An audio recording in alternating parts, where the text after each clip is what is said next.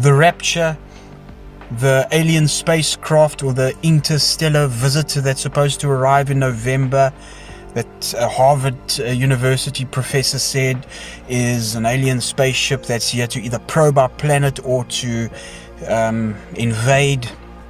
And a lot of people like to link an alien invasion to the pre-tribulation rapture, which I find very sad, especially within charismatic circles. And they say, when Jesus snatches the church away from the earth, they're going to blame it on an alien invasion. Now, do I believe in the reality and the presence of extraterrestrial beings from other galaxies within our known universe, or with what I believe our infinite universe? I believe it's infinite. But do I believe in the presence of these beings? Yes. And to be quite frank, I believe they've been here from antiquity, from the beginning.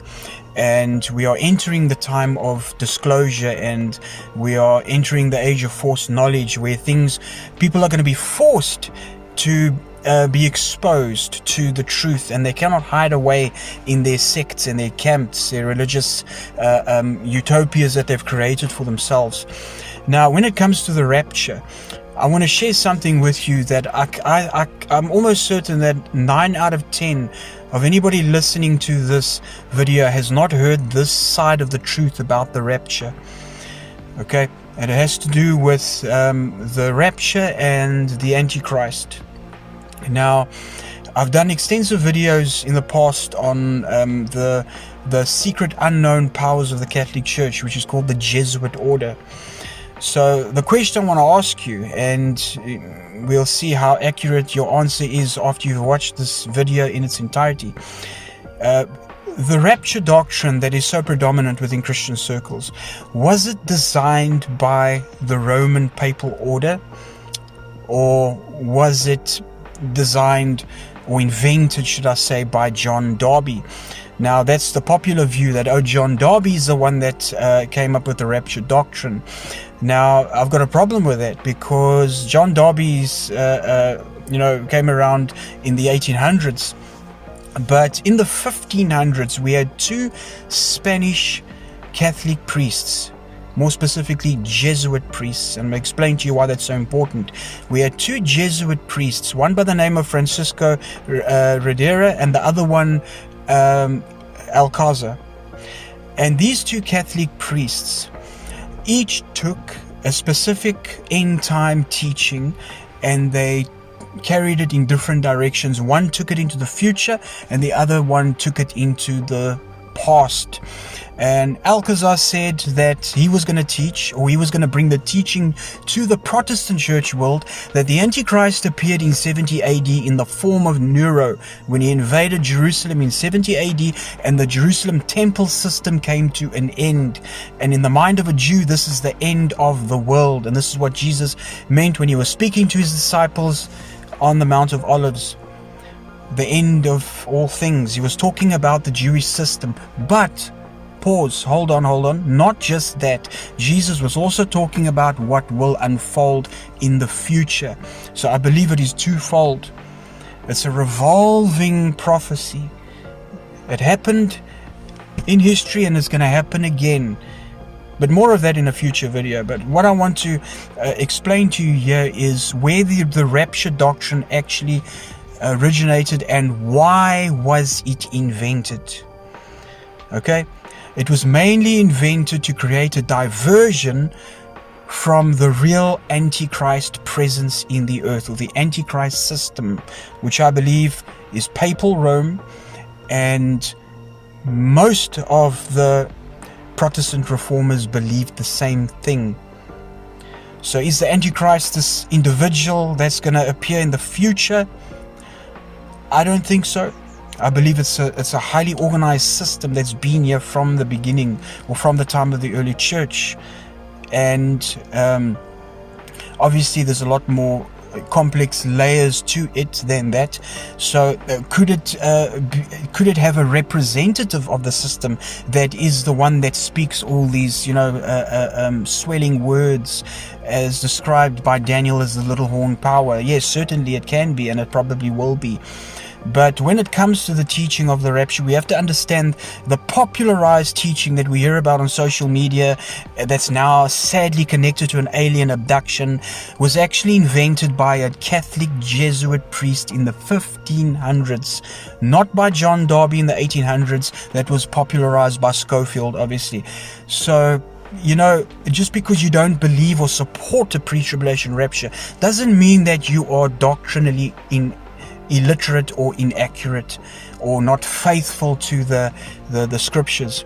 There are many different avenues of end time teaching. Some of them, yes, I would say are borderline heretical. For example, Alcázar took it into the past. He said everything happened in around the time of 70 AD, which means Jesus returned in 70 AD, and there are quite a few proponents on TikTok and YouTube who are promoting this heresy, saying, oh, Jesus returned in 70 AD. That is heretical. Jesus is physically returning. He promised he would, and he said that, and the Bible is clear, when he returns, every eye is going to see him. So to say that he returned in 70 AD is absolutely absurd, and I would say borderline heretical. Why were there two Catholic priests? One took the revelation, end time teaching into the future, where we are now, and one took it into the past. And what about flat earth, hollow earth? Are there creatures living inside the earth? Well, according to a lot of experts, there are. We have these beings that have been, dug up or found in ancient sites with elongated skulls, some like the size of what we would call like gnomes, you know, if we're going to go now into fictional stuff like Lord of the Rings and Chronicles of Narnia, etc. These things are a reality, but they've done a very good job to cover up the evidence. They've done a very good job to do that.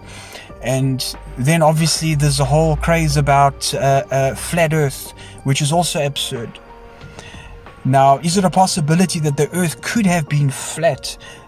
I know this is going to sound crazy, but it is a possibility that it was in the first creation of earth. Okay, I believe there were two creations. Some even teach that Job existed in the first creation.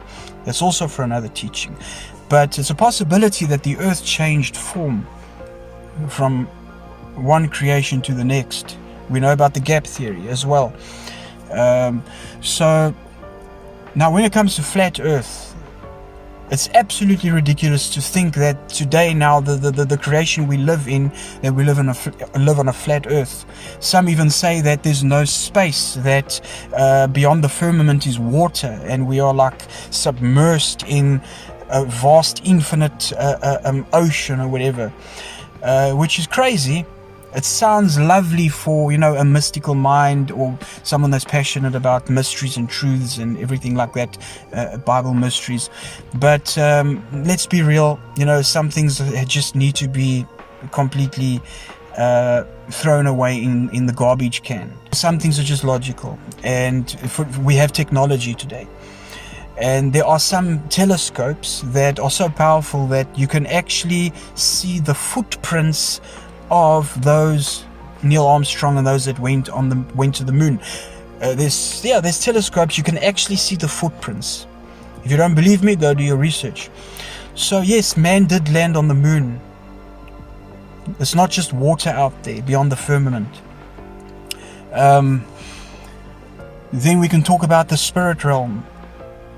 I've started to drop certain terminologies because I believe that it is not going to fit the narrative we're moving into in the next few years to come. I now hold on to what I call or what many call a hyperspatial universe. A hyperspatial infinite universe that I believe is continuing to expand, and they're discovering new things. New things are being created. New planets are being discovered. New galaxies are being discovered. So we live in an hyperspatial infinite universe. That's what I believe.